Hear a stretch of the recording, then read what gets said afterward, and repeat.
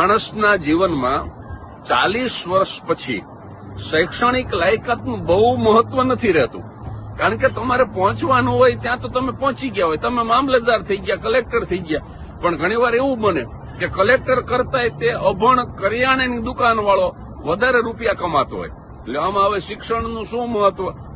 50 વર્ષ થઈ જાય પછી રૂપનું મહત્વ નથી. કારણ કે 50 વર્ષ પછી રૂપના વળતા પાણી થાય, વાળ ધોળા થવા માંડે, પછી તમે વધારે રૂપાળા ન થાવ, કુરૂપ થવા લાગો.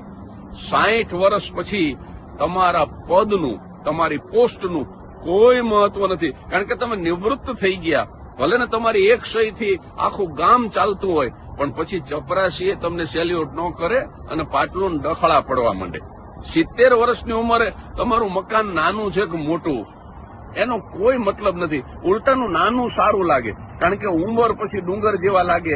એક રૂમમાંથી બીજા રૂમમાં જવામાં તકલીફ પડતી હોય ત્યારે તો નાનું મકાન જ સુકૂન આપે. 80 વર્ષ થઈ ગયા પછી તમારી પાસે બેંકમાં કેટલા રૂપિયા છે એનું કાંઈ મહત્વ નથી. કારણ કે 80 વર્ષની ઉંમરે તમારા બેંક એકાઉન્ટની અંદર 3 કરોડ રૂપિયા હોય એના કરતા તમે લાકડી વગર 3 માઇલ ચાલી શકતા હોય ને તો તમે વધારે ભાગ્યશાળી કહેવાઓ.